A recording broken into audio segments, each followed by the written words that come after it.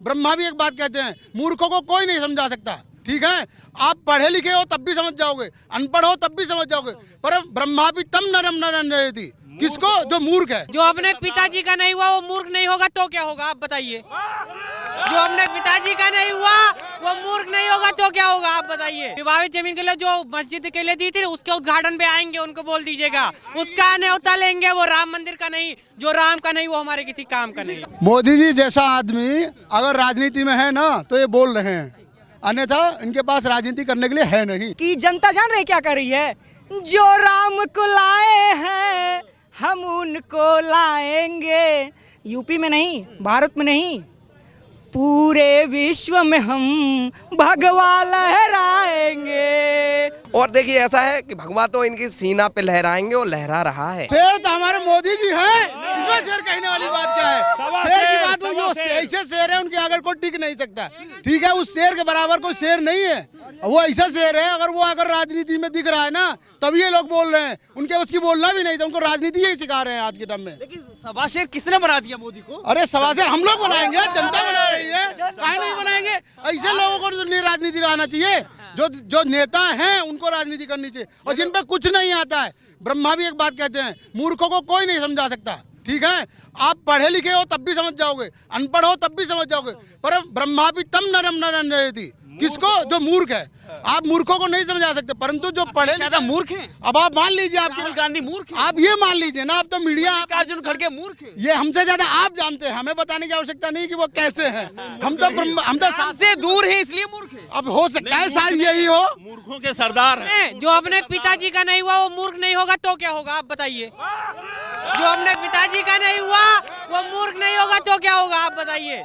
है ना, पिता का सम्मान कर रहे हैं ना। उन्होंने कार सेवकों को गोली चलवाई, वो राम से फिर दूर हो रहे हैं। कार निमंत्रण के बाद भी यहाँ नहीं आ रहा है। तो ना वो नहीं आएंगे तो रामलला स्थापित होंगे। भाईचारे को कोई माइकल लाल नहीं रोक सकता।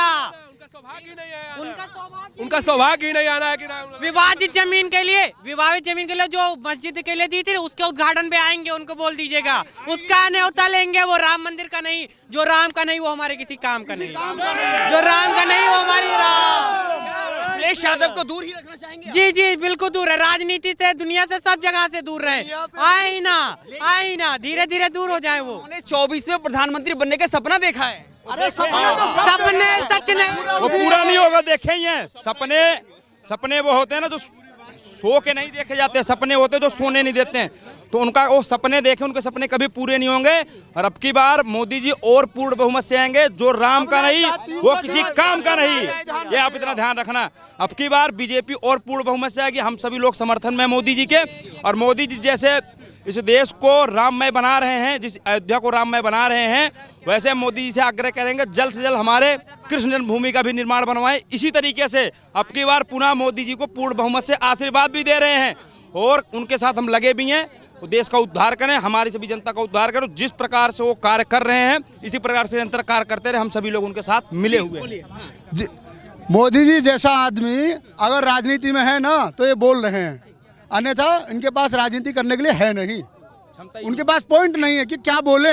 वो कुछ बोल देते हैं तो उसका जवाब उनके पास देने के लिए नहीं मिलता है। तो इसलिए मोदी जी का होना जरूरी है। और 24 में आएंगे तो उनकी राजनीति, उनके घर की भी तो रोटी चलनी चाहिए, उनकी रोटी उसी से चल रही है। अब क्या करें? आज के समय में सबसे अच्छी बात तो ये लगती है लोगों को कि जनता जान रही क्या कर रही है? जो राम को लाए हैं हम उनको लाएंगे। जो राम को लाए हैं हम उनको लाएंगे। यूपी में नहीं, भारत में नहीं, पूरे विश्व में हम भगवा लहराएंगे। पूरे विश्व में हम भगवा लहराएंगे। भारत में लहर गया। भारत में, यूपी में आप छोड़ दीजिए, पूरे विश्व में भगवा लहराएंगे हम लोग। और वो भी भारत में लहरा गया है, और जो कुछ रहा है, जिनके सीना पे अभी नहीं लहराया वो भी लहरा देंगे। एक समय आएगा जब उनके सीने पे लहरा देंगे। हम सुनिए, आपके मीडिया के माध्यम से मैं सिर्फ एक बात कहना चाहता हूँ। सबसे पहले हम अपने सनातनियों से कहना चाहते हैं कि जब हम किसी और दूसरे मजहब वाले जब अपने देवताओं का नाम लेते हैं तो उसके पहले उनको सम्मान लगाते हैं, और हम क्या करते हैं, भगवान को डायरेक्ट राम कह देते हैं। उस पे मैं सबसे प्रतिबंध ये करता हूँ, हमारे यहाँ पे और भी मित्र लोग खड़े हैं, सभी लोग खड़े हैं, उनसे निवेदन ये करता हूँ कि हमारे प्रभु के लिए या तो प्रभु लगाइए या श्री लगाइए। क्योंकि आपने भी देखा होगा गुरु नानक साहब के लिए जब लगाते हैं तो साहब लगाते हैं, बाबा अंबेडकर को बाबा लगा लेते हैं, और दुनिया भी है, सबके लिए सब कुछ। प्रधानमंत्री जी के लिए माननीय प्रधानमंत्री लगा ले, मुख्यमंत्री के लिए माननीय मुख्यमंत्री लगा ले। तो भगवान ये तो हमारे प्रभु श्री राम हैं, हमारे प्रभु हैं। तो आप लोगों से निवेदन ये करूँगा आपके मीडिया के माध्यम से कि सभी लोग सबसे पहले उनको सम्मान हम देंगे, तब इनको समझ में आएगा। और देखिए ऐसा है कि भगवा तो इनकी सीना पे लहराएंगे, और लहरा रहा है इनको ये सीना। देखिए रावण ने, जब रावण था तो रावण ने क्या किया, उसने कहा कि सबसे ज़्यादा जप किसने किया, उद्धार क्यों हुआ उसका जब उद्धार इसलिए हुआ क्योंकि दिन रात उसके मन में क्या था, श्री राम श्री राम श्री राम, क्योंकि राम आएंगे, राम ये करेंगे, राम वो करेंगे, राम वो। तो इस समय पे उनकी भी बुद्धि सुधर जाएगी, समय आते सुधर जाएगी, क्योंकि दिन रात भजन तो राम का ही कर रहे हैं, दिन रात तो अयोध्या ही का चल रहा है हर काम, उनके मन में तो अयोध्या ही चल रही है, सीधे नहीं बैठे हैं, चाहे मुख्यमंत्री हो। क्या अयोध्या का जो विकास है इंडी गठबंधन को रास नहीं आ रहा है? देखिए रास जब आए देखें तब तो रास आएगा। और मेरी समझ से विदेशों में भी इंडिया का नाम और ऊंचा हुआ है मोदी जी के बाद में, फॉरेन एक्सचेंज बढ़ा हुआ। तो कहने का मतलब ये हर तरफ विकास के कार्य हो रहे हैं, लेकिन उनकी अपनी राजनीतिक मजबूरियां हैं कि वो बिल्कुल उसको इग्नोर करना चाहते हैं। वो सिर्फ बुराई ही देख रहे हैं, अच्छा ही नहीं देख रहे हैं। महागठबंधन को इसका जवाब मिलेगा? बिल्कुल मिलेगा, और पूरी तरह मिलेगा। जो भी एनडी गठबंधन का मतलब आप ये जान लीजिए, ये इंडिया गठबंधन नहीं है। एनडी गठबंधन का मतलब है कि ये इंदिरा जी के नाम को ही इन्होंने पुनः ले आकर के सारे गठबंधन के जो क्षेत्रीय पार्टियां हैं उनके ऊपर इंदिरा जी के नाम को फिर थोप दिया गया। बाकी और केवल मनोरंजन के काम होता है भाई साहब, आप जान जाइए जी। पुरानी बात हो गई तो आपको एक नया सुनाते हैं, सुनिए।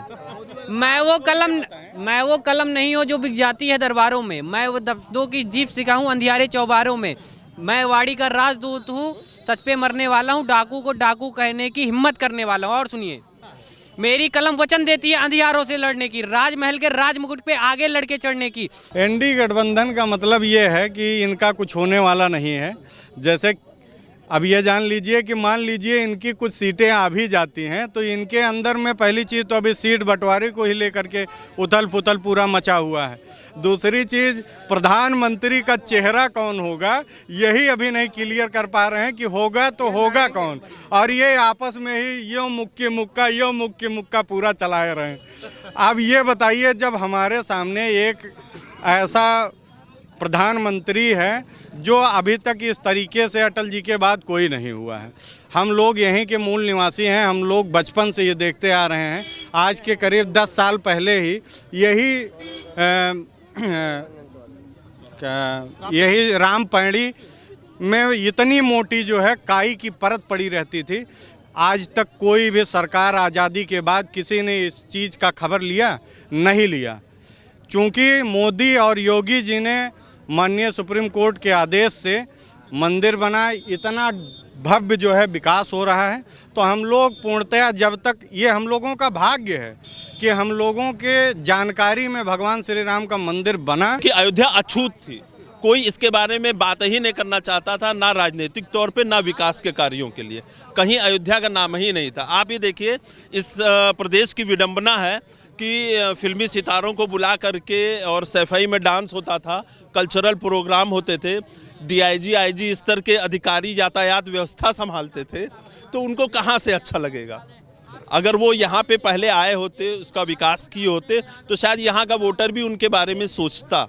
लेकिन वो जब उन्होंने इग्नोर किया तो वोटरों ने भी उनको इग्नोर किया, और धीरे धीरे प्रदेश की पूरी जनता ही इग्नोर कर रही है।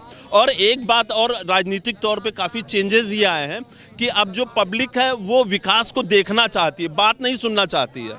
वो ये चाहती है कि आपने हमारे लिए क्या विकास के काम किए हैं, आप हमको वो बताइए। वो कोई वादा नहीं स्वीकार करना चाहती है।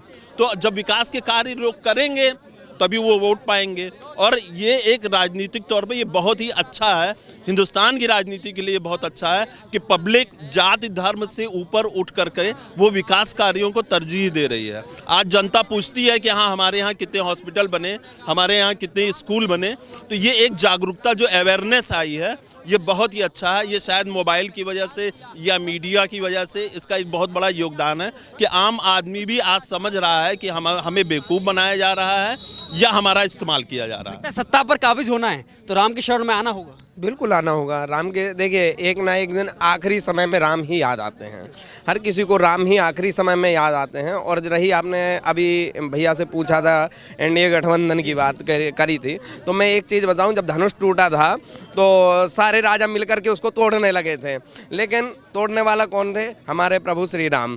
तो धनुष तो राम से ही टूटेंगे, प्रभु से ही टूटेगा धनुष। तो बाकी भेड़िया हैं, इकट्ठे होते हैं, बाद में लड़ेंगे मरेंगे सब कुछ करेंगे, होना तो वही है जो हुई है, वही जो राम रच राखा।